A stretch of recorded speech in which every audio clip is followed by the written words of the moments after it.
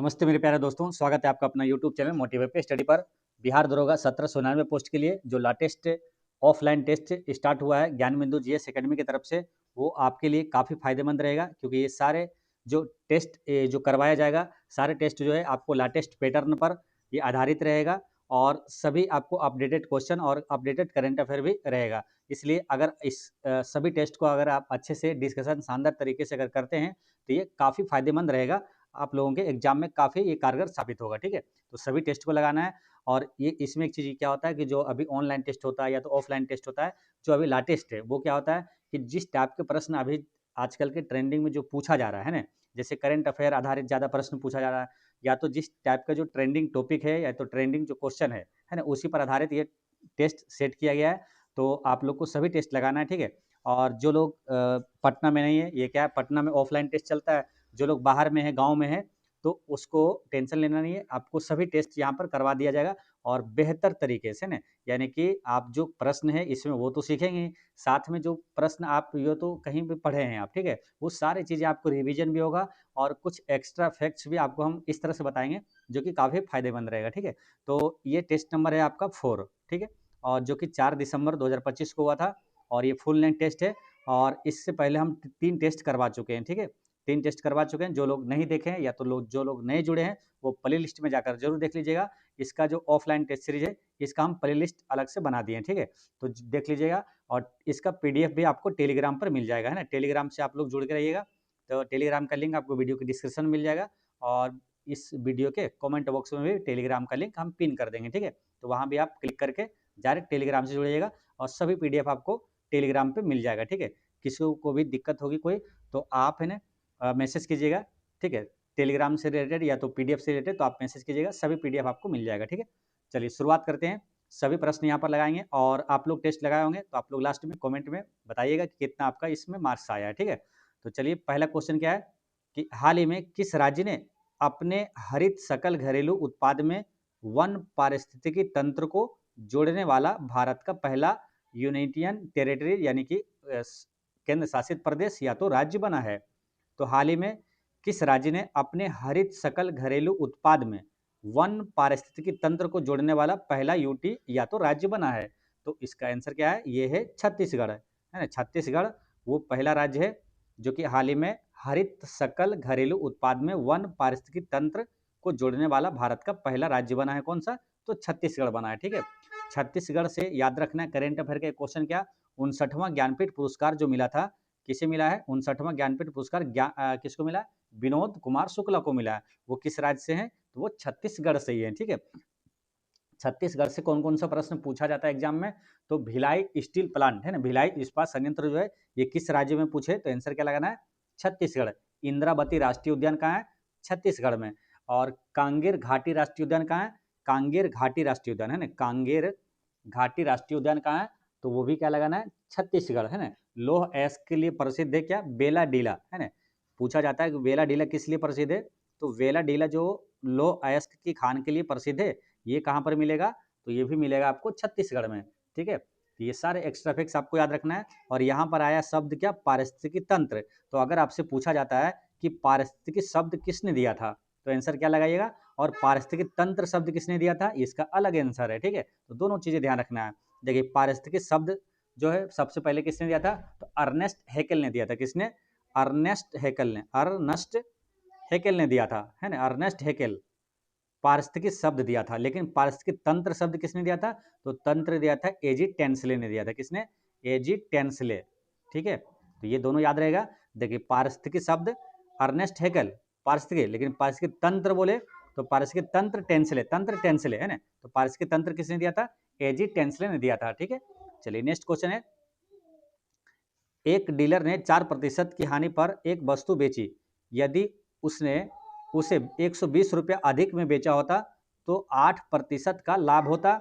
तो 10% का लाभ प्राप्त करने के लिए उसे वस्तु को किस मूल्य पर बेचना होता है। तो इसको कैसे बनाएंगे, देखिए यहाँ पर क्या लिखा है कि उसे 120 रुपये अधिक पर बेचा होता, है ना, तो 8% का लाभ होता, यानी कि विक्रय मूल्य में दिया है अंतर, है ना। जैसे जितना पे बेचा था, पहले क्या है 4% हानि पर बेचा था, लेकिन क्या बोला 120 रुपये अधिक पर अगर बेचा होता, यानी कि अंतर क्या हो रहा है, 120 रुपये का अंतर हो रहा है ना, विक्रय मूल्य में।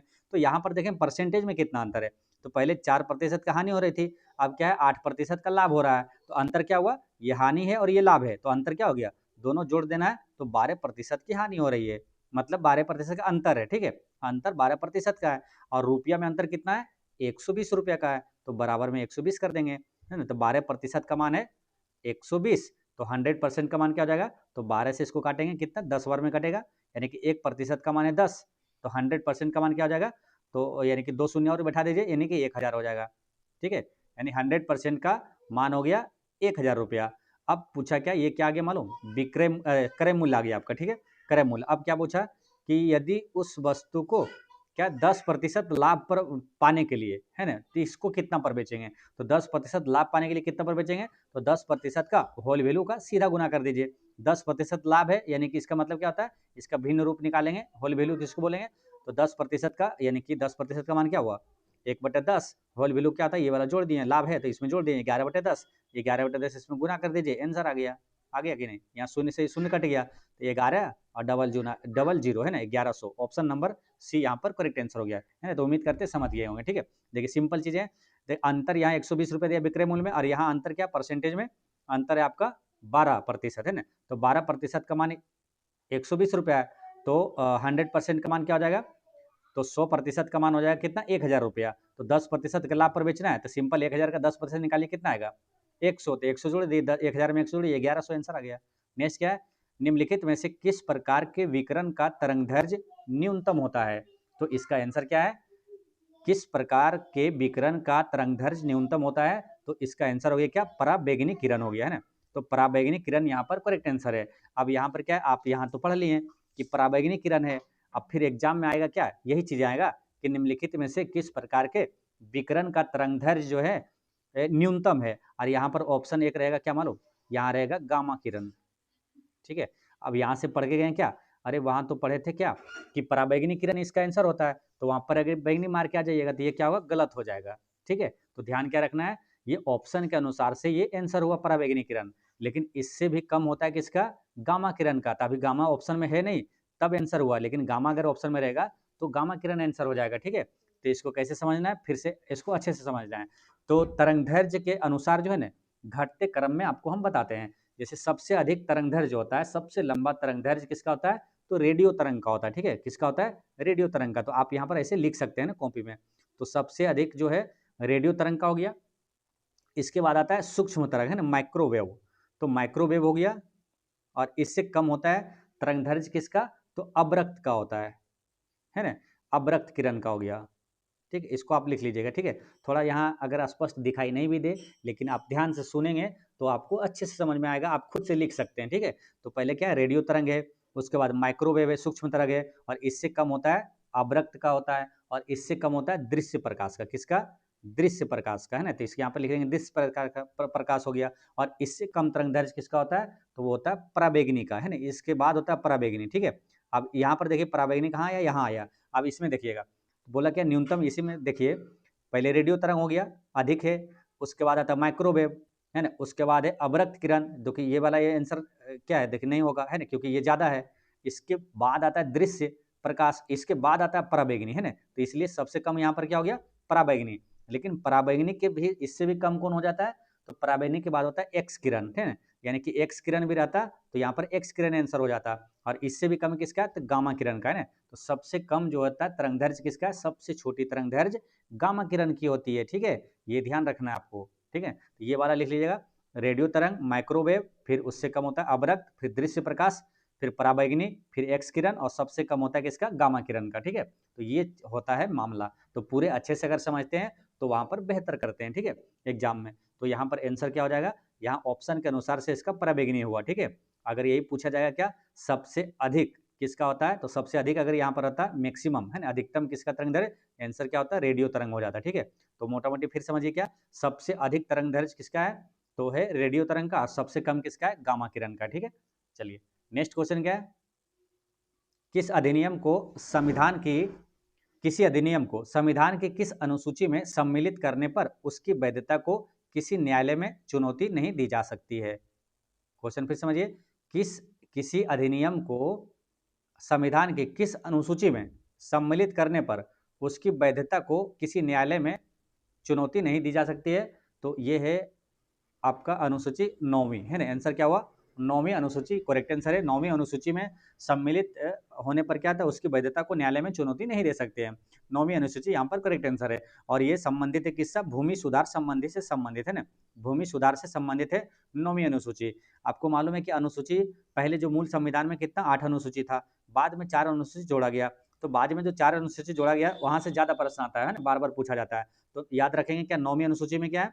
भूमि सुधार संबंधी है। 10वीं क्या है? दल बदल है। और लास्ट का जो दोनों है 11वीं और 12वीं क्या है? 11वीं में पंचायती राज व्यवस्था और 12वीं में क्या है? नगर पालिका है। ठीक है, फिर यहाँ बात कर लेते हैं 8वीं अनुसूची में क्या है। तो 22 भाषाओं का उल्लेख है किसमें? 8वीं अनुसूची में दिया हुआ है। ठीक है, और 5वीं अनुसूची में क्या है? तो 5वीं और 6वीं ये दोनों है अनुसूचित जनजाति प्रशासन क्षेत्र से संबंधित है। तो 5वीं में क्या? अनुसूचित जनजाति का प्रशासन क्षेत्र से संबंधित है, लेकिन 4 राज्य छोड़कर। वो 4 राज्य कौन सा है? तो वो है असम, त्रिपुरा और मिजोरम और मेघालय, यानी कि एटीएम, है ना। एटीएम याद रखना है, एटीएम को छोड़कर, यानी एटीएम वाला किसमें? असम, त्रिपुरा, मिजोरम, मेघालय। इसका जो प्रशासनिक यानी कि अनुसूचित जनजाति क्षेत्रों का प्रशासन जो ये 6ठी अनुसूची में, किसमें? 6ठी अनुसूची में। ठीक है, तो सब समझ गए यहाँ पर। चलिए नेक्स्ट क्वेश्चन क्या है? अंडमान सागर और दक्षिण चीन सागर को कौन सी जल संधि जोड़ती है? तो वो जल संधि कौन सा है? तो मलक्का जल संधि यहाँ पर करेक्ट आंसर है ना। ऑप्शन बी यहाँ पर करेक्ट आंसर है। मलक्का जल संधि जो है अंडमान सागर को दक्षिण चीन सागर से जोड़ती है। बेरिंग जल संधि महत्वपूर्ण है, पूछा जाता है। तो बेरिंग जल संधि किसको किसको जोड़ता है? तो अटलांटिक महासागर को प्रशांत महासागर से जोड़ता है बेरिंग जल संधि। डेविस जल संधि किससे जोड़ता है? तो डेविस जल संधि बाफिन की खाड़ी को लेब्राडोर सागर से जोड़ता है। बाफिन की खाड़ी को लेब्राडोर सागर से जोड़ता है। चलिए अगर आपसे पूछा जाए स्वेज नहर से ये किसको किसको जोड़ता है मालूम? स्वेज नहर किसको किसको जोड़ता है? पनामा नहर किसको किसको जोड़ता है? ये सब जो मोस्ट इंपोर्टेंट प्रश्न है ये सब है। ठीक है, जो कि एग्जाम में रिपीट होते रहता है। कील नहर किसको किसको जोड़ता है? ठीक है, तो ये सब याद रखना है आपको। स्वेज नहर किसको किसको? तो लाल सागर को भूमध्य सागर से जोड़ता है। याद कैसे रखना है? बस ऐसे याद रखना है कि स्वेज नहर से लाभ मिलता है। स्वेज नहर से क्या मिलता है? लाभ मिलता है, यानी कि लाल सागर को भूमध्य सागर से जोड़ता है। पनामा नहर किसको जोड़ता है? तो पनामा नहर अटलांटिक महासागर को प्रशांत महासागर से जोड़ता है। पनामा नहर अटलांटिक महासागर को प्रशांत महासागर से जोड़ता है। कील नहर किसको जोड़ता है? तो कील नहर उत्तरी सागर को बाल्टिक सागर से जोड़ता है। कील नहर जो है उत्तरी सागर को बाल्टिक सागर से जोड़ता है। ठीक है, याद कैसे रखना है? काफी आसानी तरीके से याद रहेगा। क्या? कील उतरा बाल्टी में, कील उतरा बाल्टी में, यानी कि कील नहर जो है उत्तरी सागर को बाल्टिक सागर से जोड़ता है। याद रहेगा ना, हमेशा याद रहेगा, है ना। कील नहर जो है किसको जोड़ेगा? तो कील उतरा बाल्टी में, यानी कि कील नहर जो है उत्तरी सागर को बाल्टिक सागर से जोड़ता है। ठीक है, चलिए नेक्स्ट क्वेश्चन है आपका 6 नंबर में कि निम्नलिखित में से कौन सा विकल्प सही नहीं है? तो ये विद्रोह या आंदोलन है और उसका संबंधित नेता है। तो चेरो विद्रोह का प्रमुख नेता तीरथ सिंह था क्या? नहीं था। चेरो विद्रोह का प्रमुख जो नेता था वो था भूषण सिंह, है ना। चेरो विद्रोह जो है ये 1800 ईस्वी में हुआ था। इसके जो नेता थे, प्रमुख नेता, यानी कि इसका नेतृत्व करता कौन था? भूषण सिंह था, है ना, भूषण सिंह। तो यही वाला सुमेलित नहीं है, तो यही आंसर हो गया। ठीक है, बाकी ये सही है कि रामौसी विद्रोह का नेतृत्व जो है ये चितुर सिंह ने किया था, ये सही है। अच्छा, ये जो तीरथ सिंह है ना, तीरथ सिंह किसका किया था मालूम? खासी विद्रोह का। खासी विद्रोह जो कि 1829 से 33 तक हुआ था, उसका प्रमुख नेता था तीरथ सिंह। ठीक है, कोल विद्रोह का नेतृत्व जो है बुद्धू भगत ने किया था, ये सही है। और भूमिज विद्रोह का नेतृत्व किसने? तो गंगा नारायण ने किया था, ये बात सही है। यानी कि आंसर क्या हुआ? ऑप्शन ए यहाँ पर करेक्ट आंसर है। नेक्स्ट क्या है? निम्नलिखित में से मौद्रिक नीति के अंतर्गत गुणात्मक उपकरण नहीं है। तो मौद्रिक नीति के अंतर्गत गुणात्मक उपकरण इसमें कौन सा नहीं है? तो देखिए इसमें नैतिक प्रभाव ये है, गुणात्मक उपकरण है, प्रत्यक्ष कार्रवाई है और सीमांत आवश्यकताएं है, ये वाला नहीं है। खुले बाजार की क्रियाएं जो है ये मौद्रिक नीति के अंतर्गत गुणात्मक उपकरण नहीं है। तो आंसर क्या हुआ? ऑप्शन बी यहाँ पर करेक्ट आंसर है। नेक्स्ट क्या है? डीप सिक एआई कंपनी के संस्थापक कौन है? तो डीप सिक एआई कंपनी के संस्थापक कौन है? तो इसका है लियोंग बेनफेंग, है ना, लियोंग बेनफेंग करेक्ट आंसर है। एआई का फुल फॉर्म क्या था? आर्टिफिशियल इंटेलिजेंस, यानी कि कृत्रिम बुद्धिमत्ता। एआई का जनक पूछे कौन है? तो अब तक तो याद हो गया होगा, कितनी बार हम बताएं, जॉक मैकार्थी, है ना, जॉन मैकार्थी, जॉन मैकार्थी। ठीक है, बार बार बताते हैं आपको ताकि आसानी से याद हो जाए। एआई से रिलेटेड कुछ प्रश्न याद रखना है। देखिए, पहला एआई विश्वविद्यालय कहाँ पर खोला जाएगा? तो महाराष्ट्र में, ठीक है। पहला एआई स्कूल कहाँ पर खोला गया भारत में? तो केटी सिटी स्कूल है, ये कहाँ? केरल में खोला गया, ठीक है। और पहला एआई औद्योगिक शहर कौन सा है? तो वो है लखनऊ है, ठीक है। ये सारे एक्स्ट्रा फैक्ट्स आपको याद रखना है। और पहला विश्व स्तरीय जो एआई सम्मेलन कहाँ हुआ? फ्रांस की राजधानी पेरिस में हुआ था, ठीक। नेक्स्ट क्वेश्चन क्या है? रामानुज रामानुज ट्रॉफी का संबंध किस खेल से है? तो रामानुज ट्रॉफी का संबंध है टेबल टेनिस से। कौन सा? टेबल टेनिस से है ये संबंधित है। आपसे पूछा जाता है बहुत बार क्या? Thomas cup. थॉमस कप का संबंध किससे है? तो बैडमिंटन से है, ठीक है। थॉमस कप क्या है? पुरुष टीम में को मिलता है और खेला जाता है पुरुष टीम वाला में। और एक होता है उबेर कप होता है जो कि महिला टीम है, बैडमिंटन से संबंधित है, ठीक है। उबेर कप जो है महिला टीम के लिए है, ठीक है। फिर क्या हॉकी से संबंधित कौन सा है? तो आगा खां कप, रंगास्वामी कप, है ना। और ये सब क्या है? हॉकी से संबंधित है, ठीक है। नेक्स्ट क्वेश्चन आपका है क्वेश्चन नंबर 10 में क्या है? रीजनिंग का क्वेश्चन है कि एक निश्चित कूट में इतना को इतना लिख दिया और इतना को इतना लिख दिया और इतना को क्या होगा, है ना। तो कितना आसानी से लग रहा है। देखिए 4 है ना, ये 4 अंक है, 1 2 3 4, तो 4 का स्क्वायर कर दिए 16। इसमें देखिए 3 दिख रहा है ना, 1 2 3, तो 3 का स्क्वायर कर दिए 9। इसमें कितना अंक दिख रहा है? 1 2 3 4 5, तो 5 का स्क्वायर कर दीजिए, आंसर आ गया। ऑप्शन ए करेक्ट आंसर है। केंद्र राज्य संबंध ये किस अनुसूची में है? तो केंद्र राज्य संबंध है ये 7वीं अनुसूची में है ना। 7वीं अनुसूची में शक्ति का बंटवारा है ना, ऐसे रिलेट कर लेना है। 7वीं शक्ति, 7वीं शक्ति, 7वीं में शक्ति का बंटवारा है, जिसमें कि संघ सूची, राज्य सूची, समवर्ती सूची जो आता है ये सब किस में है? 7वीं अनुसूची में है ना। तो आसानी से याद रहेगा। केंद्र राज्य संबंध यानी शक्ति जो होता है ये 7वीं अनुसूची में है, ठीक है। तो आसानी से याद रहेगा।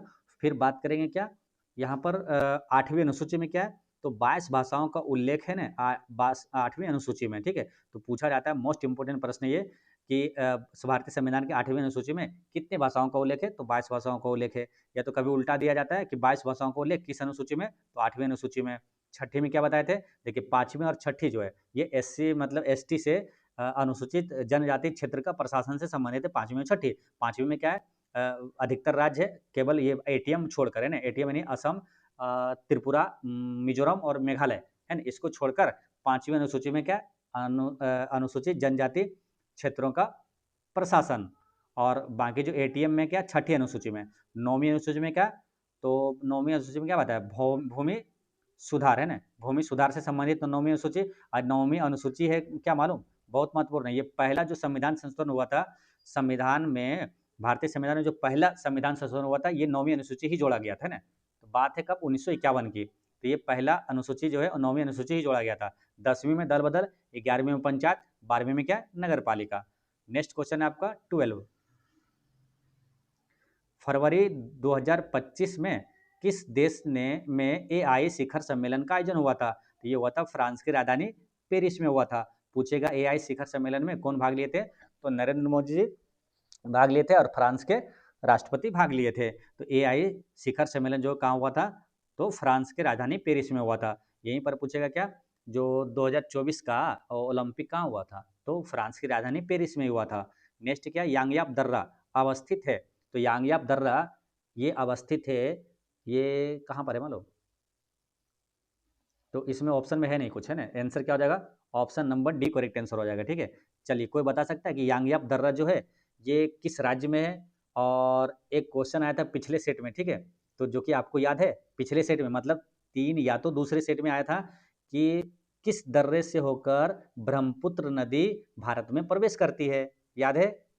याद नहीं है तो फिर क्या फ़ायदा, है ना। रिवीजन करना पड़ेगा, ठीक है। चलिए कोई बात नहीं, अगर आप रिवीजन नहीं करते हम रिवीजन आपको करवाते रहेंगे, ठीक है। क्योंकि टेस्ट तो लगा लिए, लेकिन आपसे पिछले टेस्ट में आया था क्या? यांगयाप दर्रा से क्वेश्चन आया था कि कौन सी दर्रे से ब्रह्मपुत्र नदी भारत में प्रवेश करती है? तो आंसर क्या हुआ था? यांगयाप दर्रा ही था, ठीक है। तो इस तरह से आपको हम रिवीजन करवा देंगे, ठीक है। तो यांगयाप दर्रा से, और यांगयाप दर्रा है कहाँ? तो ये अरुणाचल प्रदेश में है, ठीक है। यांगयाप दर्रा अरुणाचल प्रदेश में है, दीफू दर्रा अरुणाचल प्रदेश में है, ठीक है। और एक है बोमडीला दर्रा, है ना, वो भी है अरुणाचल प्रदेश में है, ठीक है। हिमाचल प्रदेश में कौन कौन सा दर्रा है मालूम? तो वो है सिपकिला दर्रा, रोहतांग दर्रा और बारालाचा दर्रा। ये कहाँ है? हिमाचल प्रदेश में। याद कैसे रखना है? सराब, है ना। एक शब्द याद रखना है सराब, और ये है हिमाचल प्रदेश में, ठीक है। सराब यानी कि सिपकिला, रोहतांग और बारालाचा दर्रा हिमाचल प्रदेश में है। ना जय सिक्किम यानी कि नाथुला और जेलेपला ये सिक्किम में। ना जय सिक्किम, नाथुला और जेलेपला दर्रा जो है सिक्किम में है। नेक्स्ट क्वेश्चन है कि निम्नलिखित कथनों पर विचार कीजिए और कौन सा कथन जो है गंधार कला के संदर्भ में सत्य है। तो गंधार कला के बारे में सत्य कौन सा है, तो देखते हैं कौन सा सत्य है। इस शैली को इंडो ग्रीक शैली या ग्रीक बुद्धिस्ट शैली भी कहा जाता है। इसका सर्वाधिक विकास कुषाण काल में हुआ था, ये बात सही है। फिर क्या उस कला की विषय वस्तु बौद्ध परंपरा से ली गई, ये बात सही है। इसका उत्पत्ति का स्रोत एशिया माइनर है था, ये भी सही है। आंसर क्या हुआ, तीनों सही है ना। आंसर क्या हुआ, ऑप्शन नंबर बी यहाँ पर करेक्ट आंसर है। गंधार कला क्या है, तो गंधार कला जो है भारत और यूनानी जो कला है उसका मिश्रण है ना। नेक्स्ट क्वेश्चन क्या है, सूर्य छिपने से पहले दीर्घवृत्तीय प्रतीत होता है, ऐसा क्यों होता है। तो ये प्रकाश के किस घटना के कारण होता है, तो ये होता है प्रकाश के अपवर्तन का प्रभाव पड़ता है ना। ऑप्शन सी यहाँ पर करेक्ट आंसर है, प्रकाश के अपवर्तन के कारण होता है ना। तो सूर्य जो है जैसे कि छिपने से पहले, और जैसे छिपने से पहले यूँ समझिए न कि डूबने से पहले, है ना, और जो कि डूबने से पहले भी दिखाई देता है। और डूबने से पहले मतलब क्या होता है, जैसे कि उगने का, जैसे कि सूर्य का उगने से पहले वो दिखाई देता है, ठीक है, और डूबने के बाद तक भी दिखाई देता है, ठीक है। तो ये सब होता है अपवर्तन के कारण होता है, ठीक है। अच्छा, यहीं पर इसी तरह क्वेश्चन आया क्या, सूर्योदय एवं सूर्यास्त के समय जो सूर्य का लाल रंग दिखाई देता है वो प्रकिरणन के कारण होता है। वो किसके कारण, प्रकिरणन के कारण होता है, ठीक है। अपवर्तन के कारण और क्या क्या पूछा जाता है, ये सब प्रश्न मालूम उदाहरण से ही पूछा जाता है। जैसे आपसे पूछ लिया जाएगा क्या, जो कि बाल्टी में रखे पानी में छड़ जो है मुड़ा हुआ प्रतीत होता है, किसके कारण होता है, तो वो अपवर्तन के कारण नहीं होता है ना। पानी में रखा जो सिक्का उठा हुआ प्रतीत होता है वो भी अपवर्तन के कारण होता है। तारों का टिमटिमाना वो भी अपवर्तन के कारण होता है। हमेशा याद रहे, कैसे याद रखना है, तारों को टिमटिमाना को बोलिए क्या, टिमटिमाना यानी अप डाउन है ना, ऐसे रिलेट करिए, अप डाउन अपवर्तन, अप डाउन अपवर्तन। कभी दिमाग में कंफ्यूजन नहीं होगा कि प्रकीर्णन, ठीक है, अप डाउन अपवर्तन, ठीक है। और प्रकीर्णन के कारण क्या क्या होता है, तो जैसे समुद्र का नीला रंग प्रकीर्णन के कारण, और समुद्र का नीला रंग हो गया प्रकीर्णन, आकाश का नीला रंग प्रकीर्णन के कारण, सूर्योदय और सूर्यास्त का रंग जो लाल होता है वो किसके कारण, तो प्रकीर्णन के कारण होता है, ठीक है। ये सब आपको याद रखना है। आंसर क्या हुआ, सी। नेक्स्ट क्या है, हाल ही में भारत की पहली तटीय जलचर पक्षी जनगणना कहाँ शुरू हुई थी। हाल ही में भारत की पहली तटीय जलचर पक्षी जनगणना ये कहाँ शुरू हुई है, तो ये हुआ है गुजरात में, है ना। आंसर क्या हुआ, गुजरात यहाँ पर करेक्ट आंसर है, ठीक है। गुजरात यहाँ पर क्या हुआ, करेक्ट आंसर हो गया। सुदर्शन ब्रिज कहाँ है, गुजरात में। और गिफ्ट सिटी का संबंध किससे है, तो गुजरात से है, ठीक है। ये सब याद रखना है आपको। दुनिया का सबसे बड़ा तेल शोधक कारखाना जामनगर कहाँ मिलेगा, गुजरात में। एशियाई शेर के लिए प्रसिद्ध राष्ट्रीय उद्यान कहाँ है, तो गिर राष्ट्रीय उद्यान है वो कि कहाँ, गुजरात में। जंगली गधा के लिए प्रसिद्ध जो क्षेत्र है कच्छकरण कहाँ मिलेगा, गुजरात में मिलेगा, ठीक है। बाकी धौलावीरा जो प्राचीन हड़प्पा कालीन स्थल है, आपको बताया धौलावीरा, लोथल और सुरकोटोदा, ये कहाँ पर है, गुजरात में, ठीक है। ये सब याद रखना है। कपास की खेती के लिए गुजरात, मूंगफली की खेती में सर्वाधिक गुजरात, ठीक है। चलिए नेक्स्ट क्वेश्चन क्या है, फॉस्जिन निम्नलिखित में से किसका सामान्य नाम है। फॉस्जिन जो है किसका सामान्य नाम है, तो ये है कार्बोनिल क्लोराइड का, है ना। कार्बोनिल क्लोराइड का सामान्य नाम है फॉस, क्या है, फॉस्जिन, है ना। ये कार्बोनिल क्लोराइड का सामान्य नाम है। नेक्स्ट है कि भारत का सबसे बड़ा पोत प्रांगण है, तो भारत का सबसे बड़ा पोत प्रांगण है कौन सा है, तो कोचिन शिपयार्ड केरल में, है ना। कोचिन शिपयार्ड केरल का भारत में क्या है, भारत का सबसे बड़ा पोत प्रांगण है ना। भारत का सबसे लंबा झील कौन सा है, तो बेम्बनाड झील है, वो भी कहाँ मिलेगा, केरल में मिलेगा। नेक्स्ट क्वेश्चन क्या है, न्यूजीलैंड की संसद ने अपने किस पर्वत को व्यक्तित्व का अधिकार प्रदान किया है। न्यूजीलैंड की संसद ने अपने किस पर्वत को व्यक्तित्व का अधिकार प्रदान किया है, तो ये है माउंट तारानाकी, माउंट तारानाकी करेक्ट आंसर है ना, माउंट तारानाकी। न्यूजीलैंड की राजधानी कहाँ है, तो वेलिंगटन है, और इसकी मुद्रा का नाम क्या है, डॉलर है। रिलैक्सिन हार्मोन का स्त्राव होता है, तो रिलैक्सिन हार्मोन का स्त्राव कहाँ से, अंडाशय से होता है ना। रिलैक्सिन हार्मोन का स्त्राव अंडाशय से होता है। और इंसुलिन हार्मोन का स्त्राव कहाँ से होता है, तो अग्नाशय के बीटा कोशिका से होता है, इंसुलिन का स्त्राव होता है। नेक्स्ट क्या, सातवाहन शासक सातकर्णी प्रथम की जानकारी किस अभिलेख से मिलती है, तो किस अभिलेख से मिलता है, तो ये रानी नागरिका के नानाघाट अभिलेख से मिलता है। ऑप्शन सी यहाँ पर करेक्ट आंसर है। सातवाहन शासक सातकर्णी प्रथम की जानकारी किस अभिलेख से मिलती है, तो रानी नागरिका के नानाघाट अभिलेख से मिलता है। सातवाहन वंश से क्या याद रखना है आपको, इसके संस्थापक कौन थे, तो सिमुक थे, ना। संस्थापक सातवाहन वंश का सिमुक। और सीसा और प्रोटीन का सिक्का किसने चलाया था? तो सातवाहनों ने ही चलाया था। ठीक, नेक्स्ट क्वेश्चन है आपका 22। इसमें क्या आणविक संचलन के द्वारा उष्मा का संचरण क्या कहलाता है? अब रही बात क्या, इसका आंसर तभी तो लगा पाएंगे अच्छे से जब मालूम होगा क्या आणविक संचलन होता क्या है। आणविक संचलन यानी कि मोलेक्यूलर मूवमेंट है ना, ये क्या होता है? मोलेक्यूलर मूवमेंट होता है, यानी कि आणविक जो होता है उसका क्या होता है? अणुओं का मूवमेंट होता है। तो अणुओं का मूवमेंट होता किस में है? तो ये मुख्य रूप से द्रव और गैसों में होता है। ठीक है, किस में होता है? द्रव और गैसों में होता है। अब देखिए ऊष्मा का जो संचारण होता है ना, संचरण होता है, वो 3 माध्यम से मुख्य रूप से आपको ध्यान में रखना है। क्या? देखिए ठोस में पूछेगा क्या?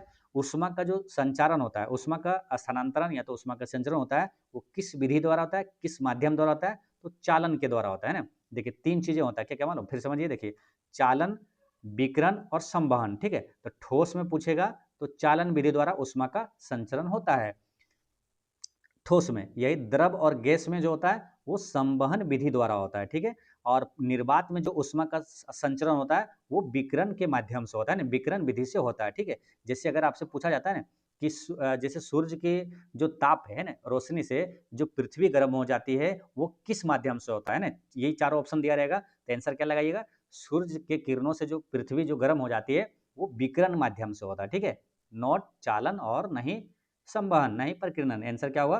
विकिरण के माध्यम से। अब इसको समझ गए। अब ये समझना है ये क्या है? आणविक संचलन। तो आणविक संचलन होता है किसमें? तो मोलिक्यूलर मूवमेंट होता है द्रव और गैस में। तो द्रव और गैस में जो ऊष्मा का संचरण किससे होता है? किस विधि द्वारा? संवहन विधि द्वारा। ठीक है, समझ गए। आंसर क्या हुआ? संवहन विधि करेक्ट आंसर है। यही पूछा है आपको कि लोहे में, स्टील में, ठोस में ऊष्मा का संचरण, तो वो चालन विधि आंसर लगाना है। ठीक है, और निर्वात में पूछेगा तो विकिरण विधि द्वारा होता है। ठीक है, तो अच्छे से समझ गए सभी चीजें। चलिए नेक्स्ट क्वेश्चन क्या है? छपेली लोक नृत्य किस राज्य में किया जाता है? तो छपेली लोक नृत्य जो है ये हिमाचल प्रदेश में होता है। कहाँ? हिमाचल प्रदेश में। हिमाचल प्रदेश से भी क्या याद करवाए थे? शराब है ना, सिपकिला, रोहतांग और बारालाचा दर्रा कहाँ है?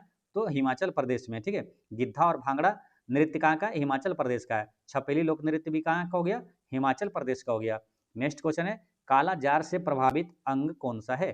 तो काला जार से प्रभावित अंग कौन सा है? तो वो है अस्थि मज्जा है ना। आपसे पूछा जाता है क्या मालूम?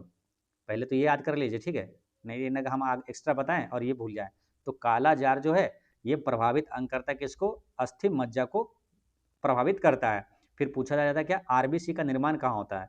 आंसर क्या लगाते हैं? अस्थि मज्जा। डब्ल्यूबीसी का निर्माण पूछेगा कहाँ होता है? पहले आंसर क्या लगाना? अस्थि मज्जा। पूछे रक्त का निर्माण कहाँ होता है? आंसर क्या लगाना? अस्थि मज्जा। ठीक है, रही बात क्या काला जार। काला जार जो बीमारी होती है ये किसके कारण होता है? प्रोटोजोआ के कारण होता है। याद रखना कि प्रोटोजोआ के कारण जो बीमारी होती है कौन कौन सा होता है? तो आपको याद करवाए थे क्या? कसम पापा की है ना, इसमें 5 बीमारी जो प्रोटोजोआ से होता है याद रखेगा। क्या? कसम से क्या हो गया? काला जार, सोने की बीमारी और मलेरिया। पापा से यानी पायरिया और पेचिस, ये प्रोटोजोआ के कारण होने वाला बीमारी है। नेक्स्ट क्या है? सुरमा घाटी तेल क्षेत्र अवस्थित है। तो सुरमा घाटी तेल क्षेत्र ये कहाँ है? असम में है। ठीक है, असम में सुरमा घाटी तेल क्षेत्र ये असम में है। अच्छा, भारत का पहला तेल शोधक कारखाना वो कौन सा है मालूम? कभी भूलते तो नहीं है ना? भूलना नहीं है। कैसे? देखिए इसको असम के डिगबोई में है ना, असम के डिगबोई में भारत का पहला तेल शोधक कारखाना है। और कभी ना भूलें, याद कैसे रखना है। देखिए क्या हुआ था पहले अंग्रेज जब है ना असम के जो एक जगह है वहां से जा रहे थे तो हाथी क्या हुआ था? जमीन पे लेटा हुआ था। तो उसका जो बॉडी है हाथी का पूरा उसका तेल ये था है ना, पूरा तेल से पूरा भींगा हुआ था। तो अंग्रेज क्या बोला? एक लड़के को बोला क्या? डिग बॉय है ना। तो डिग डिग मतलब क्या था? खोदना। DIG डिग मतलब क्या था? खोदना। यानी कि लड़के को बोला डिग बॉय यानी कि खोदो है ना। लड़के को बोला डिग बॉय, तो डिग बॉय बोला तो वही नाम रखा गया। क्या? अब वहां खोदा तो तेल निकल गया, तो वहां पर क्या हुआ? डिग बोई हो गया है ना। तो क्या हुआ? डिग मतलब खोदना, अब बॉय से कर दिया बोई है ना। तो डिग बोई। तूने भारत का पहला तेल शोधक कारखाना कहाँ है? तो असम के डिग बोई में। ठीक है, तो ये याद ध्यान रखना है। नेक्स्ट क्वेश्चन क्या है? भारत ने उड़ीसा में आयोजित 18वें प्रवासी भारतीय दिवस सम्मेलन में किन्हें प्रवासी भारतीय सम्मान से सम्मानित किया है? ये कौन है? कार्ला कंगालू। तो ये है कंगालू। ठीक है, तो याद रखना है कार्ला कंगालू याद रहेगा हमेशा। ये है कौन? तो टोबैको और त्रिनिदाद के राष्ट्रपति है कार्ला कंगालू। अब यहाँ से क्या क्या याद रखना है? देखिए जो प्रवासी भारतीय सम्मेलन 2025 ये कहाँ पर आयोजित हुआ? तो उड़ीसा के राजधानी भुवनेश्वर में आयोजित हुआ है ना। प्रवासी भारतीय दिवस जो है सम्मेलन 2025 का मुख्य अतिथि कौन था? तो यही था कार्ला कंगालू ही था। ठीक है, याद रखना है। तो ये सब चीजें ध्यान रखना है। प्रवासी भारतीय दिवस कब मनाया जाता है मालूम है? 9 जनवरी को मनाया जाता है। क्यों जनवरी को मनाया जाता है? क्योंकि 9 जनवरी 1915 को गांधी जी दक्षिण अफ्रीका से लौटे थे। नेक्स्ट क्या है? पारा में लेड का विलयन उदाहरण है। तो पारा में लेड का विलयन किसका उदाहरण हो सकता है ये? तो कि पारा क्या? द्रव, और लेड क्या है? ठोस, है ना? तो द्रव में ठोस का विलयन, ऑप्शन यहाँ पर बी करेक्ट आंसर है। नेक्स्ट क्या है? किसका मिलान असत्य है, यानी कि गलत है? यानी कि सीमा शुल्क बोला, संघ सूची, सीमा शुल्क क्या संघ सूची से है संबंधित?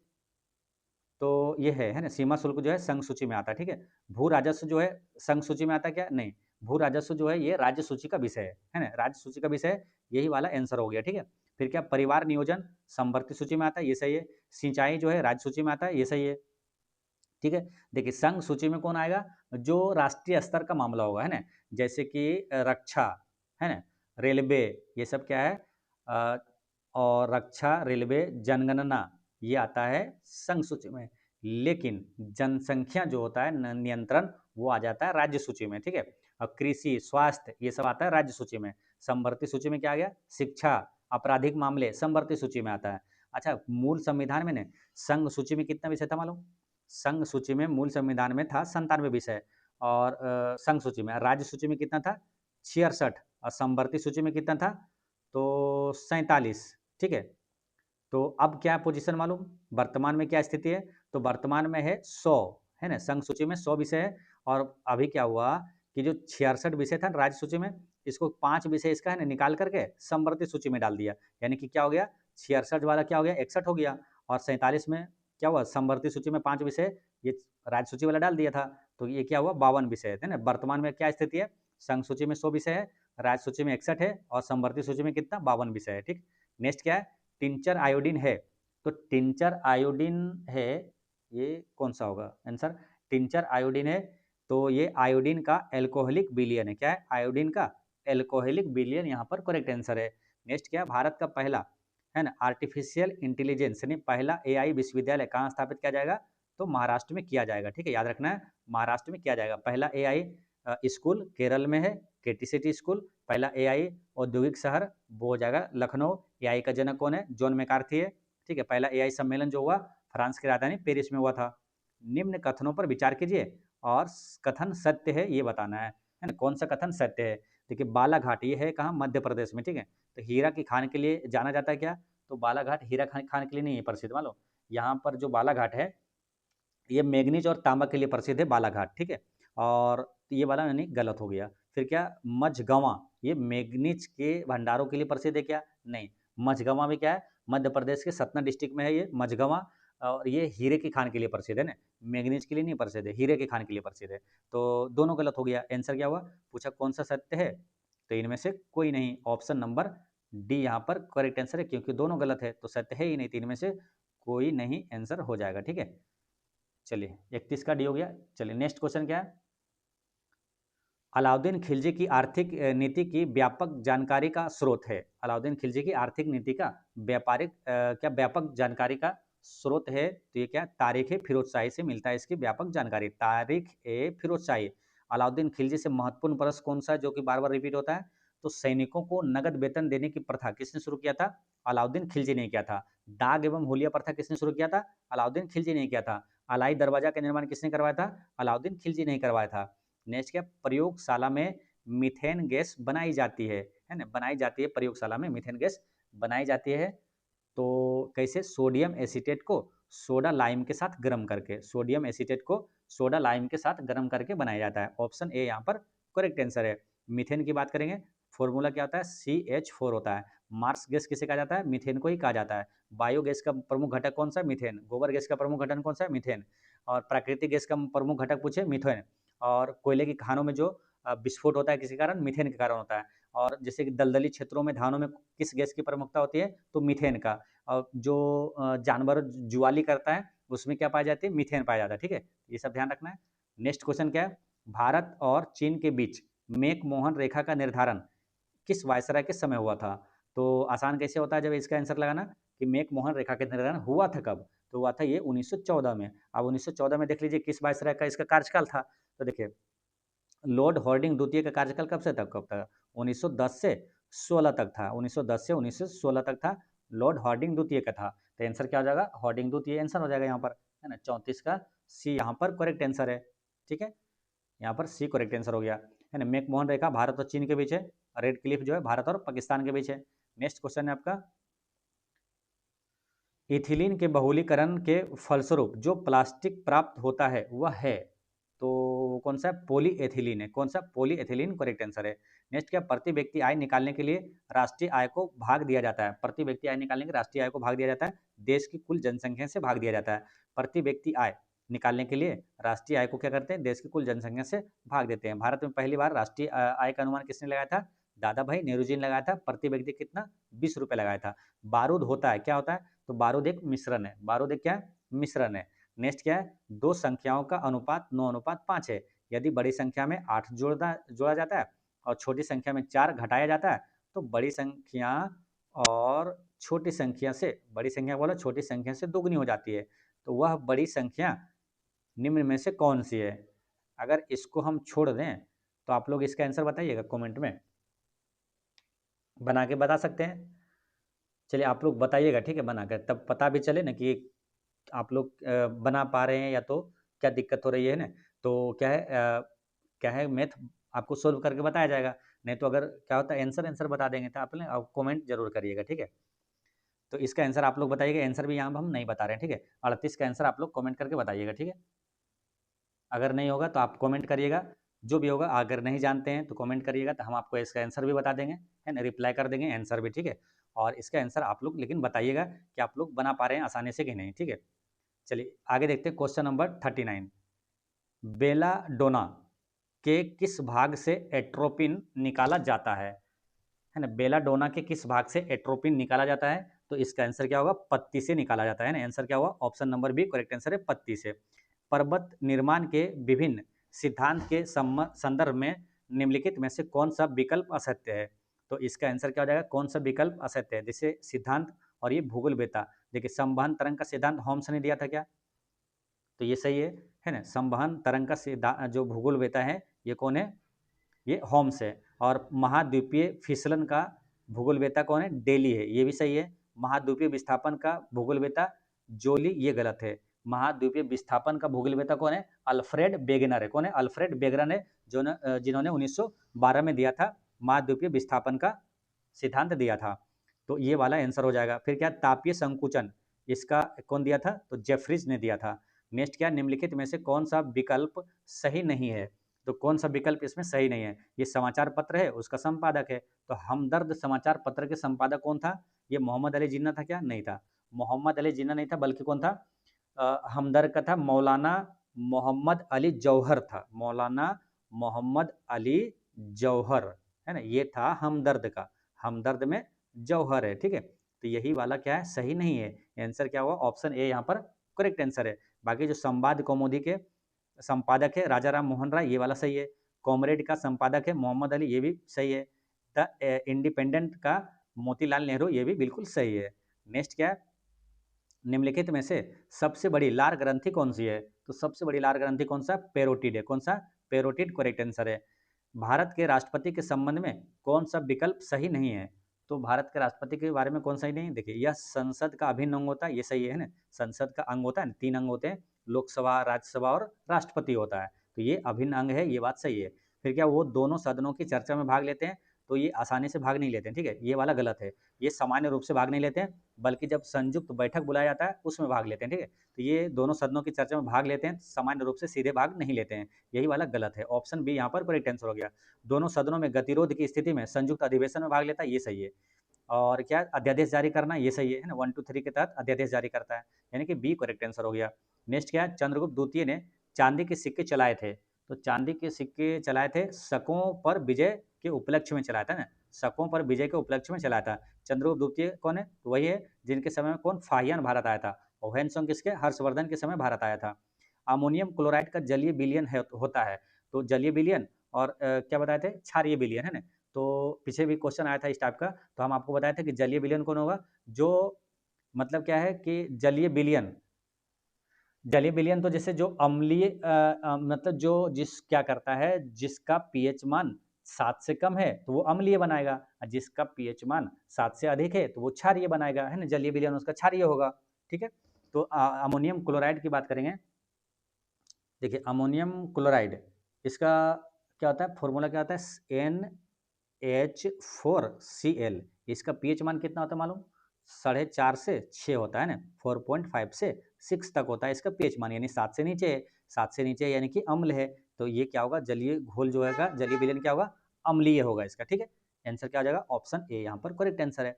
नेक्स्ट क्वेश्चन क्या है, निम्नलिखित में से किस देश के नागरिक को ओसीआई यानी कि ओवरसीज सिटीजन ऑफ इंडिया में शामिल नहीं किया जाता है। तो किस देश को नागरिक को ओसीआई में शामिल नहीं किया जाता है, तो इसमें नेपाल, भूटान और चीन को शामिल किया जाता है, बांग्लादेश के लोगों को शामिल नहीं किया जाता है। ठीक है, नेक्स्ट क्वेश्चन क्या है, इरूला जनजाति निवास करती है। तो इरूला जनजाति है कहाँ निवास करती है, तमिलनाडु में है ना, तमिलनाडु में कहती है इरूला जनजाति। पोंगल त्यौहार कहाँ मनाया जाता है, तमिलनाडु में। जल्लीकट्टू का संबंध कहाँ से, तमिलनाडु से। भरतनाट्यम शास्त्रीय नृत्य कहाँ का, तमिलनाडु का है। भैंस का वैज्ञानिक नाम क्या है, तो भैंस वाला भी आ ही गया क्वेश्चन, तो भैंस का वैज्ञानिक नाम बताते हैं, बुबालस बुबालिस। क्या है, बुबालस बुबालिस जो है भैंस का वैज्ञानिक नाम है। नेक्स्ट क्या है, निम्नलिखित में से असत्य विकल्प का चयन करना है, यानी कि ये राज्य है और विधानसभा सीट वहाँ पर क्या सही मिलान है। महाराष्ट्र में क्या विधानसभा सीट है, 288 है, ये सही है। कर्नाटक में 230 है, क्या कर्नाटक में विधानसभा सीट की संख्या ये 230 नहीं बल्कि कितना है, 224 है। ठीक है, यही वाला गलत है, यानी कि आंसर क्या होगा, ऑप्शन बी यहाँ पर करेक्ट आंसर हो गया। राजस्थान में जो विधानसभा सीट की संख्या कितना है, 200, ये सही है। गुजरात में 182, ये सही है ना। इसको रिलेट करके ऐसे याद रखना है, गुजरात में क्या, स्टेच्यू ऑफ यूनिटी जो कि सरदार वल्लभ भाई पटेल की मूर्ति है, उसकी ऊंचाई कितनी है, 182 मीटर है। इसलिए गुजरात की जो विधानसभा सीट की संख्या भी कितना है, 182 है। ठीक है, तो ऐसे रिलेट कर लेना है। अच्छा, यहाँ पर ये सब सारे चीज़ तो आया है, लेकिन अपना बिहार का एग्जाम है तो बिहार वाला सभी चीज़ें याद रखना है। बिहार में पूछे लोकसभा सीट की संख्या कितना है, तो 40 है ना। राज्यसभा सीट की संख्या कितना है, 16 है। और बिहार विधानसभा सीट की संख्या कितना है, 243 है। और बिहार विधान परिषद की संख्या कितना है, तो 75 है। ठीक है, नेक्स्ट क्वेश्चन क्या है, निम्नलिखित में से किसकी उपस्थिति के कारण ब्लैक बोर्ड तथा कागज पर लिखना संभव है। तो ब्लैक बोर्ड और कागज पर लिखना संभव है, ये किसके, घर्षण के कारण होता है। किसके कारण, घर्षण करेक्ट आंसर है। निम्नलिखित में से किस मुगल बादशाह द्वारा दीन ए इलाही को समाप्त किया गया, तो दीन ए इलाही को समाप्त किया गया था किसके द्वारा, तो औरंगजेब के द्वारा समाप्त किया गया था। ठीक है, दीन ए इलाही धर्म की स्थापना किसने किया था, तो अकबर ने किया था 1582 में, और इसको समाप्त किया था औरंगजेब ने। अच्छा, औरंगजेब ने किस गुरु, सिख गुरु की हत्या करवाया था, याद है, औरंगजेब और एक कौन था, जहांगीर, ये दोनों है ना, दो सिख गुरुओं की हत्या करवाया था। तो जहांगीर करवाया था गुरु अर्जुन देव का, और औरंगजेब करवाया था गुरु नानक देव की हत्या करवाया था। नेक्स्ट क्या है, मृग तृष्णा। मृग तृष्णा, हीरे का चमकना, टूटे हुए कांच का चमकना, ये सब किसके कारण होता है, पूर्ण आंतरिक परावर्तन के कारण होता है। ऑप्शन यहाँ पर बी करेक्ट आंसर है। नेक्स्ट क्या, अभिलेख उत्कीर्ण करने की प्रथा प्रारंभ हुई है, तो आक्रमण से, कौन से आक्रमण से हुआ था, तो ये हुआ था ईरानी आक्रमण से। करेक्ट आंसर क्या, अभिलेख उत्कीर्ण करने की प्रथा प्रारंभ हुई ईरानी आक्रमण से। निम्नलिखित में से कौन सा विकल्प असत्य है, तो इडुक्की परियोजना प्रयार नदी पर है क्या, तो ये सही है, इडुक्की परियोजना प्रयार नदी पर ही है, और जो कि केरल में पड़ेगा। शारदा परियोजना शारदा नदी पर है क्या, ये भी सही है ना, शारदा नदी, शारदा परियोजना शारदा नदी पर ही है। नाथप्पा झाखरी परियोजना ये गोदावरी नदी पर है क्या, ये गलत है। नाथप्पा नाथप्पा जो झाखरी परियोजना है ये सतलज नदी पर है ना, हिमाचल प्रदेश में। ठीक है, तो ये वाला गलत है, यही आंसर हो गया। बाकी बाण सागर परियोजना सोन नदी पर है, ये सही है। नेक्स्ट क्या, निम्नलिखित में से कौन सा विकल्प असत्य है। संघ और राज्यों के बीच संबंध जो है अनुच्छेद 245 से 263 तक है, ये सही है। फिर क्या, संघ और राज्यों के अधीन सेवाएं, ये अनुच्छेद 308 से 323 तक है, ये भी सही है।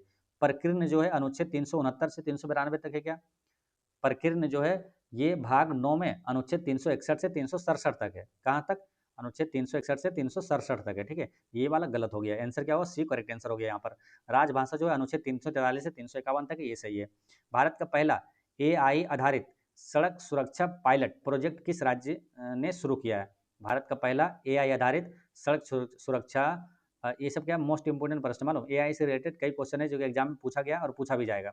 तो एआई आधारित सड़क सुरक्षा पायलट प्रोजेक्ट किस राज्य ने शुरू किया है, तो ये किया है उत्तर प्रदेश है ना, किसने किया, उत्तर प्रदेश। उत्तर प्रदेश से एक करंट अफेयर और याद रखना आपको क्या, कि जो 2025 में सर्वश्रेष्ठ झांकी का पुरस्कार किसे मिला था, तो यूपी के महाकुंभ की झांकी को मिला था। क्रोमाइट खनिज का सर्वाधिक उत्पादन किस राज्य द्वारा किया जाता है? क्रोमाइट खनिज का सर्वाधिक उत्पादन किस राज्य सरकार द्वारा किया जाता है? तो ये किया जाता है उड़ीसा द्वारा। कहाँ? उड़ीसा द्वारा करेक्ट आंसर है, ठीक है। उड़ीसा, यहाँ पर उड़ीसा से क्या-क्या आपको याद करवाएँ? कई चीज़ें। उड़ीसा की राजधानी में अभी करंट अफेयर बताए थे कि उड़ीसा की राजधानी भुवनेश्वर में ही प्रवासी भारतीय सम्मेलन हुआ था, है ना? भितरकनिका राष्ट्रीय उद्यान कहाँ है? उड़ीसा में। और सिमलीपाल राष्ट्रीय उद्यान कहाँ है? उड़ीसा में। पुरी का जगन्नाथ मंदिर उड़ीसा, और क्या कोणार्क का सूर्य मंदिर उड़ीसा, और क्या है लिंगराज मंदिर कहाँ? उड़ीसा, है ना? और उड़ीसा में क्या-क्या याद रखना? भिलाई भिलाई जो स्टील प्लांट है वो कहाँ है? वो भिलाई वाला तो उड़ीसा में है, छत्तीसगढ़ में ना, राउरकेला है। यहाँ पर क्या उड़ीसा में राउरकेला स्टील प्लांट का है, तो उड़ीसा में मिलेगा, ठीक है। तो उड़ीसा से ये सब ध्यान रखना है आपको, ठीक है। चलिए नेक्स्ट क्वेश्चन क्या है? सुल्तान अजलान शाह कप का संबंध किस खेल से है? तो सुल्तान अजलान शाह कप है, ये हॉकी से संबंधित है। कौन सा? हॉकी यहाँ पर करेक्ट आंसर है। रंगा स्वामी भी हॉकी से ही संबंधित है, ठीक है। आगा खां कप भी हॉकी से ही संबंधित है। नेक्स्ट क्वेश्चन आपका 59। 59 में क्या है कि पंचवर्षीय योजना का मूल उद्देश्य क्या था? तो पंचवर्षीय योजना का मूल उद्देश्य क्या था? ये गरीबी, हाँ, पांचवी बोल रहा है ना, पांचवी पंचवर्षीय योजना का मूल उद्देश्य क्या था? तो गरीबी हटाओ, है ना। करेक्ट आंसर क्या हुआ? गरीबी हटाओ। पंचवर्षीय योजना से कई अति महत्वपूर्ण प्रश्न और एग्जाम में पूछा भी जाता है, ठीक है। तो आपको बताएंगे कभी, है ना। आप लोग टाइम देना चाहते हैं तो जरूर हम बताते हैं, ठीक है। तो इसलिए टाइम अगर देंगे तो जरूर बताएंगे। जैसे कि पंचवर्षीय योजना जो है, पहली पंचवर्षीय योजना का कार्यकाल कब से कब तक था? 1951 से 56 तक था, ठीक है। दूसरे का कब तक था? 56 से 61 तक था। तीसरे कब से कब तक? तो 61 से 66 तक था, ठीक है। और ये क्या हुआ? लगातार हो रहा है ना। 51 से 56, 56 से 61, 61 से 66। लेकिन यहाँ पर क्या हुआ? 1966 से 69 जो हुआ, ये योजना अवकाश हो गया था, मतलब कोई पंचवर्षीय योजना नहीं हुआ था, इसलिए योजना अवकाश कहलाया। यहाँ पर पूछा जाता है योजना अवकाश की अवधि क्या है? तो यही है 1966 से 69 है, ठीक है। फिर 1969 से 74 आपका हुआ था चौथी पंचवर्षीय योजना, 1969 से 74 ये चौथी, और फिर 74 से 78 हुआ था पांचवी पंचवर्षीय योजना, ठीक है, जिसमें गरीबी हटाओ का नारा दिया गया था, ठीक है। पहली पंचवर्षीय योजना का मुख्य उद्देश्य क्या था? कृषि का विकास। दूसरी पंचवर्षीय योजना का मुख्य उद्देश्य क्या था? औद्योगिक विकास। तीसरी पंचवर्षीय योजना का मुख्य उद्देश्य क्या था? तो स्वतंत्र अर्थव्यवस्था। पहली पंचवर्षीय योजना किस मॉडल पर आधारित था? हेरोडोमर मॉडल पर आधारित था। दूसरा पंचवर्षीय योजना पीसी महालनोबिस मॉडल पर आधारित था, ठीक है। ये सब अति महत्वपूर्ण प्रश्न है, आपको याद रखना है, ठीक है। तो चलते हैं नेक्स्ट क्वेश्चन पे, फिर आगे हम बताएंगे। निम्नलिखित में से किस में श्वसन वर्णक पाया जाता है? तो किस में श्वसन वर्णक पाया जाता है? तो ये मिलेगा आरबीसी में, है ना। आरबीसी यहाँ पर करेक्ट आंसर है। नेक्स्ट क्या है? हिंदी भाषा में एमबीबीएस की पढ़ाई कराने वाला देश का पहला मेडिकल कॉलेज कहाँ खोला गया है? तो ये खोला गया है कहाँ? जबलपुर में, है ना। जबलपुर मध्य प्रदेश में खोला गया है, ठीक है। और धुआंधार जलप्रपात जो है नर्मदा नदी पर है, कहाँ पर है? जबलपुर में ये। नेक्स्ट क्या है? निम्नलिखित इसमें क्या दिया गया? वेन आरेख में आयत नीले नेत्र वाले को दर्शाता है। आयत जो है, ये जो आयत है ये नीले नेत्र वाला है, ठीक है। उसके बाद क्या बोला? त्रिभुज जो है 6 अंगुलियों वाले लोगों को दर्शाता है। त्रिभुज त्रिभुज जो है इसमें 6 अंगुलियों वाले लोगों को दर्शाता है। और फिर क्या बोला? वृत्त जो है डिम्पल वाले लोगों को दर्शाता है। वृत्त जो है ये डिम्पल वाले लोगों को दर्शाता है। अब पूछा क्या है वो देखना है। देखिए, जिन लोगों की 6 अंगुलियां और नीले क्षेत्र है, 6 अंगुलियां और नीले, अब इसको पूरा देखना पड़ेगा। देखिए देखिए जिन लोगों के 6 अंगुलियां और नीले नेत्र है, 6 अंगुलियां वाला कौन है? त्रिभुज, है ना। यानी कि इसके अंदर आएगा, त्रिभुज के अंदर, ठीक है। 6 अंगुलियां वाला और नीले नेत्र, नीले मतलब आयत के अंदर भी आएगा, ठीक है। ये आयत के अंदर भी आएगा, ठीक है। उसमें क्या बोला फिर आगे कि कोई डिम्पल नहीं है। तो डिम्पल यानी कि डिम्पल वाला ये वृत्त में नहीं होना चाहिए। तो वृत्त में नहीं होना चाहिए और ये दोनों के अंदर होना चाहिए। तो किस कौन आ रहा है? मतलब 28 आ रहा है, देख रहे हैं 28 आ रहा है। इसके अंदर छांट देंगे, अगर वृत्त छांट देंगे तो कौन बच रहा है? ये 28 बच रहा है ना। तो 28 है, ये इसकी संख्या कितनी है? 28 है, ठीक है। अब फिर आगे क्या बोलता है? देखिए, जो पहला स्टेटमेंट है उससे क्या आ गया? 28 आ गया। अब क्या बोलता है फिर कि उसकी संख्या क्या बोला? डिम्पल नहीं है तो उसकी संख्या ए है, यानी कि ए का मान आ गया अपना 28। फिर क्या बोला? यदि 6 अंगुलियों वाले लोगों जिनके डिम्पल है, तो 6 अंगुली वाले कौन सा है? त्रिभुज, ठीक है। और जिनके क्या बोला? डिम्पल है, डिम्पल यानी वृत्त वाला, ठीक है। अब इसमें कौन आ रहा है? देखिए 15 और 55 आ रहा है। लेकिन फिर क्या बोला? नीले क्षेत्र में नहीं है। नीले क्षेत्र में मतलब आयत में नहीं है। नीले क्षेत्र कौन सा बोला? आयत है ना, आयत है, यानी कि आयत के अंदर नहीं होना चाहिए। तो आयत के अंदर नहीं होगा तो कौन बच रहा है? एकमात्र चीज क्या बच रहा है? 15 है ना, 15 है, जो कि त्रिभुज और वृत्त के अंदर दोनों में है, ठीक है। और ये आयत के बाहर है। तो 15 बच रहा है, ठीक है। अब दोनों में क्या पूछा, ए और बी का योग, यानी कि 15, बी का मान क्या आ गया 15, दोनों को जोड़ दीजिए, 28 और 15 कितना हो जाएगा, तो 8 5 13, 13 यानी कि 43 है ना, ऑप्शन नंबर डी यहाँ पर करेक्ट आंसर हो गया, ठीक है, समझ गए। नेक्स्ट क्या है, जब एक्स किरणें उत्पादित होती है तो क्या होता है, जब एक्स किरणें उत्पादित होती है तो लक्ष्य पर ऊष्मा उत्पन्न होती है, लक्ष्य पर ऊष्मा उत्पन्न होती है। स्वदेश बांधव समिति का संबंध किस आंदोलन से, स्वदेश बांधव समिति का संबंध है बंग भंग आंदोलन से। बंग भंग आंदोलन किसे बोलेंगे, तो स्वदेशी आंदोलन को ही बंग भंग आंदोलन भी कहा जाता है। ये कब हुआ था, 1905 में हुआ था। निम्नलिखित में से कौन सा एक यौगिक है, तो एक यौगिक इसमें कौन सा है, तो अमोनिया क्या है, एक यौगिक है ना, अमोनिया का फॉर्मूला क्या आता है NH3, ये क्या है, एक यौगिक है। अनुसूचित जातियों और जनजातियों को विधानसभा में आरक्षण किस अनुच्छेद के तहत दिया गया है, तो किस अनुच्छेद के तहत, आंसर कौन कौन इसका लगा सकता है ना। कई बार आपको बहुत अच्छे से याद करवाए थे बुतरू जैसा, कैसे, देखिए लोकसभा में आपको पूछे थे क्या, हमको आपको याद करवाते कैसे, लोकसभा में ST ST का आरक्षण ये अनुच्छेद 330 में है, और विधानसभा में SC ST का आरक्षण किया है अनुच्छेद 332 में, यही तो दोनों अनुच्छेद है। अब इसमें कंफ्यूजन नहीं हो कि 330 होगा कि 332 होगा, तो आपको याद करवाया था क्या, विधानसभा 32, विधानसभा 32, विधानसभा 32 है ना, तो विधानसभा में SC ST का आरक्षण कौन सा हो जाएगा, अनुच्छेद 332 हो जाएगा। आंसर क्या, ऑप्शन सी करेक्ट आंसर है। नेक्स्ट क्या है, निम्नलिखित में से किस सरकार शासक द्वारा भूमि के माप के लिए गज ए सिकंदरी की शुरुआत किया था, तो गज ए सिकंदरी, सिकंदर नाम से ही आंसर हो जाएगा, सिकंदर लोधी। सिकंदर लोधी कौन था, तो बकलोल एक लोधी था ना, लोधी वंश का संस्थापक जो था बकलोल लोधी, तो उसी का पुत्र था ये सिकंदर लोधी। और सिकंदर लोधी का पुत्र था कौन, इब्राहिम लोधी, है ना। तो सिकंदर लोधी जो कि आगरा शहर की स्थापना किया था, अब बकलोल जो है लोधी वंश का संस्थापक था, और ये सिकंदर लोधी जो है ये क्या किया था, सिकंदर लोधी ये आगरा शहर की स्थापना किया था। और इब्राहिम लोधी क्या है, इब्राहिम लोधी वही है जो कि बाबर ने उसी लोधी वंश का अंतिम शासक इब्राहिम लोधी को पराजित करके बाबर ने पानीपत का प्रथम युद्ध जो हुआ था 1526 की बात है, और उसमें बाबर ने इब्राहिम लोधी को पराजित करके मुगल वंश की स्थापना किया था, है ना, इब्राहिम लोधी को पराजित किया था। नेक्स्ट क्या है, निम्नलिखित में से किस एक की कमी से दंत क्षरण होता है, तो दंत क्षरण जो होता है वो फ्लोरीन की कमी से होता है ना, फ्लोरीन की कमी से होता है। निम्नलिखित में से कौन सी राष्ट्रीय राजनीतिक पार्टी नहीं है, तो 6 राष्ट्रीय राजनीतिक पार्टी अपने भारत में है अभी, ठीक है। इसमें से देखिए कौन कौन है, बहुजन समाज पार्टी ये है, भारतीय कम्युनिस्ट पार्टी मार्क्सवादी ये है, और नेशनल पीपुल्स पार्टी ये है, ये नहीं है, समाजवादी पार्टी ये नहीं है। तो आंसर क्या हुआ, ऑप्शन नंबर यहाँ पर सी करेक्ट आंसर हो गया। और देखिए 6 है तो कौन कौन है, 3 तो ये ही हो गया, बहुजन समाज पार्टी और भारतीय कम्युनिस्ट पार्टी मार्क्सवादी और नेशनल पीपुल्स पार्टी, तो ये 3 हो गया, और 3 बचा कौन, तो एक भाजपा, कांग्रेस और आम आदमी पार्टी, है ना, तो ये 6 है। नेक्स्ट क्या है, क्वेश्चन नंबर आपका 70 में, आप कार में जा रहे हैं, यदि आसमान से बिजली गिरने वाली हो तो सुरक्षित करने के लिए क्या करेंगे, तो सुरक्षित करने के लिए कार की खिड़कियों को बंद कर लेंगे, है ना, कार की खिड़कियों को बंद कर लेंगे, तो क्या होगा, एक बंद हो जाएगा पूरा, तो क्या होगा, अंदर जो होता है उसका जो भी उसका प्रभाव है नहीं पड़ता है ना, ऊपर ऊपर ही रह जाता है। नेक्स्ट क्या है, इंडिया हाउस 1905 के संस्थापक श्याम जी कृष्ण वर्मा का जन्म कहाँ हुआ था, तो इसका जन्म कहाँ हुआ था, गुजरात में हुआ था। आंसर क्या है, श्याम जी कृष्ण वर्मा का जन्म गुजरात में हुआ था, ध्यान रखना है। तनसा अभ्यारण्य ये किस राज्य में अवस्थित है, तो तनसा अभ्यारण्य मिलेगा कहाँ, महाराष्ट्र में ना, तनसा अभ्यारण्य महाराष्ट्र में। पहला AI विश्वविद्यालय कहाँ, महाराष्ट्र में। तमाशा और लावनी जो नृत्य है कहाँ का है, महाराष्ट्र का है।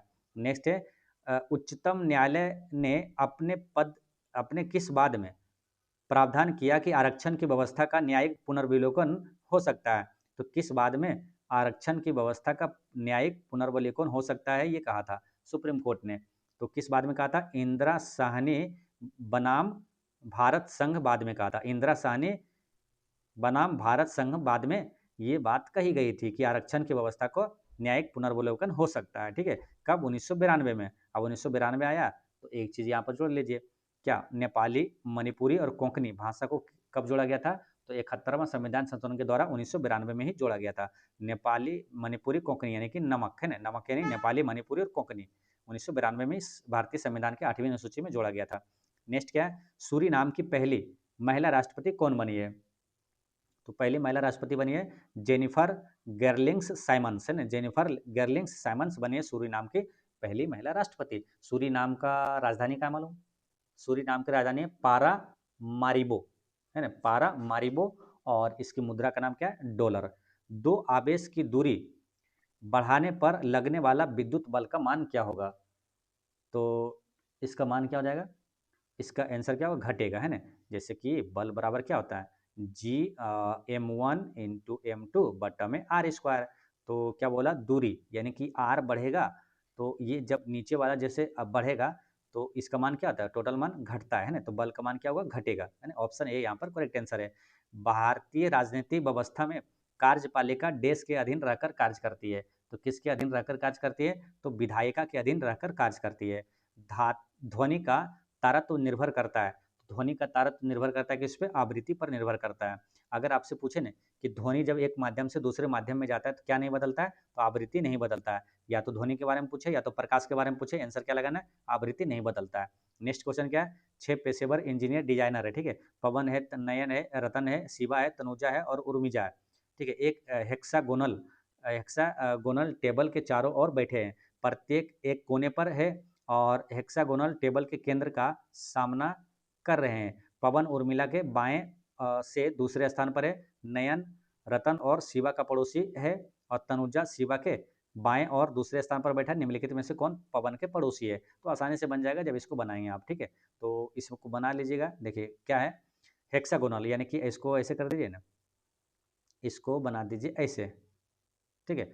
हेक्सागोनल मतलब कहने का मतलब 6 कोना होना चाहिए। 6 कोना होना चाहिए। देखिए 2 इधर कर दीजिए ऐसे और 2 इधर कर दीजिए, 6 हो गया, है ना। तो हेक्सागोनल मतलब यही बोल रहा है, ठीक है ना। ये हो गया ऐसे ऐसे और ये वाला हेक्सागोनल हो गया, ठीक है। ठीक है। अब इसमें बोल रहा है क्या? देखिए इसको बनाइएगा। आगे क्या बोला? पवन उर्मिला के बाएं से दूसरे स्थान पर है। तो पवन जो है उर्मिला के, तो उर्मिला यहाँ पर कर दीजिए, ठीक है। अब पवन क्या बोला? बाएं ओर, है ना। बाएं ओर से दूसरे स्थान पर, तो पहला और दूसरा यहाँ पर हो जाएगा, पवन यहाँ पर हो जाएगा, ठीक है। अब आगे क्या बोला कि नयन जो है रतन और शिवा का पड़ोसी है। तो नयन जो है रतन और शिवा का पड़ोसी, तो क्या नयन यहाँ हो सकता है? क्या नहीं होगा, ठीक है। जब आप बनाइएगा समझ में आ जाएगा क्यों नहीं होगा यहाँ। क्योंकि नयन अगर यहाँ रखते हैं तो इसका पड़ोसी में कौन कौन आ रहा है? पवन और उर्मिला आ रहा है। लेकिन इसका पड़ोसी कौन चाहिए? रतन और शिवा चाहिए। यानी कि बीच में नयन होगा और दोनों साइड में क्या होगा? रतन और शिवा होना चाहिए, ठीक है। तो यहाँ पर क्या बैठाइएगा? नयन को यहाँ बैठा सकते हैं आप, ठीक है। नयन यहाँ, तो फिर यहाँ पर क्या होगा? इस कोने में और इस कोने में रतन और शिवा बैठ जाएगा, ठीक है। ये दोनों साइड, है ना, क्योंकि पड़ोसी है। फिर आगे बोला क्या? तनुजा शिवा के बाएं से दूसरे स्थान पर है। तो तनुजा जो है शिवा के बाएं से दूसरे स्थान पर है। तनुजा शिवा के, तो शिवा कहाँ बैठ सकता है? देखिए शिवा यहाँ बैठा सकते हैं कहाँ? शिवा यहाँ या तो यहाँ बैठा सकते हैं। तो यहाँ बैठा दीजिए शिवा, शिवा को यहाँ बैठाइए, ठीक है। और एक बोला तनुजा जो है शिवा के बाएं और दूसरे, तो तनुजा यहाँ पर हो जाएगा, है ना, क्योंकि तनुजा को इधर लाना है, ठीक है। तो इसलिए शिवा को यहाँ बैठाना पड़ेगा। नहीं तो क्या होगा? यहाँ अगर बैठाते हैं तो फिर इधर तनुजा यहाँ जाएगा तो फिर इसके लिए डिस्टर्ब हो जाएगा नयन के लिए, कि नयन का दो पड़ोसी जो है ना रतन और शिवा नहीं हो पाएगा। इसलिए शिवा यहाँ बैठा, रतन यहाँ बैठ जाएगा, ठीक है, यहाँ, है ना। आप पूछा क्या? पवन का लास्ट में पूछा आपसे क्या? पवन का पड़ोसी कौन सा है, यही पूछा है। तो आंसर क्या हो जाएगा? पवन का है रतन और ये क्या है? तनुजा, है ना। ऑप्शन सी में दिया हुआ 78 का सी यहाँ पर करेक्ट आंसर है। क्या पूछा? पवन का पड़ोसी कौन सा है? तो रतन है ना, ये रतन और नीचे तनुजा, है ना, ये दोनों पड़ोसी है। यही आपसे पूछा था, है ना। ये पूछा कौन पवन के पड़ोसी है, तो तनुजा और रतन होगा, ठीक है। नेक्स्ट क्वेश्चन क्या है? गाजर में किस प्रकार की जड़ पाई जाती है? तो गाजर में किस प्रकार का है? तो ये शंकु रूपी, है ना। गाजर में कैसा? शंकु रूपी जड़ पाई जाती है। भारतीय नौसेना में पहले महिला लड़ाकू विमान पायलट बनी है। तो ये कौन बनी है? ये आस्था पुनिया, है ना। भारतीय नौसेना में पहली महिला लड़ाकू विमान पायलट बनी है आस्था पुनिया, करेक्ट आंसर है। नेक्स्ट क्या? निम्नलिखित में से कौन अनुसूचित जाति की सर्वाधिक आबादी है? निम्नलिखित में से कहाँ अनुसूचित जाति की सर्वाधिक आबादी है? तो उत्तर प्रदेश में अनुसूचित जाति सबसे ज्यादा कहाँ है? तो उत्तर प्रदेश में, ऑप्शन बी यहाँ पर करेक्ट आंसर है। लेकिन प्रतिशत के हिसाब से पूछे तो वो पंजाब में है, ठीक है, ध्यान रखना है कहाँ? पंजाब में। नेक्स्ट क्वेश्चन आपका 82 में, भारत की स्वतंत्रता के लिए सुभाष चंद्र बोस द्वारा द फ्री इंडिया सेंटर का गठन किस देश की विदेश मंत्रालय के सहयोग द्वारा किया गया है? तो फिर समझिए क्या? भारत की स्वतंत्रता के लिए सुभाष चंद्र बोस द्वारा द फ्री इंडिया सेंटर का गठन किस देश की विदेश मंत्रालय के सहयोग द्वारा किया गया है? तो ये किया गया जर्मनी के सहयोग से, ना। ऑप्शन बी यहाँ पर करेक्ट आंसर है। जुलाई 2025 में मलेरिया मुक्त प्रमाणन प्राप्त करने वाला पहला अमेजन क्षेत्रीय देश बना है। तो कौन बना है? सूरीनाम, है ना। आंसर क्या है? सूरीनाम। सूरीनाम की राजधानी आपको पता है पारामारिबो और मुद्रा क्या? डॉलर है। झूठा सोना किस धातु का यौगिक है? तो झूठा सोना जो है ये किसका है? लोहा का, है ना। लोहा का है, ये यौगिक है। झूठा सोना क्या? पायराइट खनिज है। क्या होता है? झूठा सोना जो है पायराइट खनिज होता है। नेक्स्ट क्या है? सर्वाधिक गुप्तकालीन अभिलेख प्राप्त हुए। तो गुप्तकालीन अभिलेख सर्वाधिक प्राप्त हुए कहाँ? किसके समय? कुमार गुप्त प्रथम के समय। कुमार गुप्त प्रथम से याद आ रहा है कुछ? नालंदा विश्वविद्यालय की स्थापना किसने किया था? कुमार गुप्त प्रथम ने ही किया था। अच्छा, यहाँ पर कुछ चीजें जैसे समुद्रगुप्त। समुद्रगुप्त क्या है? ईरान, भारत का नेपोलियन। समुद्रगुप्त को ईरान का नेपोलियन, हालांकि नादिर शाह को कहा जाता है। ठीक है। नेक्स्ट क्या है? रासायनिक ऊर्जा का विद्युत ऊर्जा में रूपांतरण निम्नवत होता है। तो रासायनिक ऊर्जा का विद्युत ऊर्जा में रूपांतरण जो इलेक्ट्रोलाइसिस द्वारा होता है। इलेक्ट्रोलाइसिस करेक्ट आंसर है। और क्या है? और संघ निम्नलिखित में से किसकी सहायक नदी है? और संघ ये किसकी सहायक नदी है? तो ये है नर्मदा नदी की सहायक नदी है। नर्मदा नदी कहाँ से निकलती है? तो नर्मदा नदी अमरकंटक से निकलती है। ठीक है, ध्यान रखना है। नेक्स्ट क्वेश्चन क्या? अंतर्राष्ट्रीय समुद्री संगठन आईएमओ की परिषद का 134वां सत्र का आयोजन कहाँ किया जा रहा है? अंतर्राष्ट्रीय समुद्री संगठन का आयोजन ये कहाँ पर किया जा रहा है? तो ये किया जा रहा है लंदन में, है ना। आंसर क्या हुआ? लंदन में किया जा रहा है। नेक्स्ट क्या है? विद्युत आकर्षण का नियम दिया गया। तो विद्युत आकर्षण का नियम दिया गया है कुलाम के द्वारा, है ना। क्या? कौन सा विद्युत आकर्षण का नियम किस दिया गया है? कुलाम ने। कुलाम क्या है? विद्युत आवेश का एसआई मात्रक भी पूछे, आंसर क्या होता है? कुलाम होता है। नेक्स्ट क्या? निम्नलिखित में से कौन सरकारिया आयोग का सदस्य था? तो सरकारिया आयोग का सदस्य इसमें से कौन सा था? तो डॉक्टर एस आर सेन थे। कौन थे? Doctor S R Sen correct answer है। सरकारी आयोग का संबंध किससे? तो केंद्र राज्य संबंध है ना, केंद्र राज्य से संबंधित है। नेक्स्ट के भारत में होने वाले वर्षा मुख्य रूप से किसके द्वारा नियंत्रित होता है? तो किसके द्वारा नियंत्रित होता है? तो तापमान से भी होता है, भू आकृतियों से भी होता है, समुद्री वातावरण से भी होता है। उपर्युक्त सभी यहाँ पर सही है ना। 91 का डी करेक्ट आंसर है। अच्छा, भारत में सबसे अधिक जो वर्षा होती है किस मानसून से होती है? तो दक्षिण पश्चिम मानसून से होती है।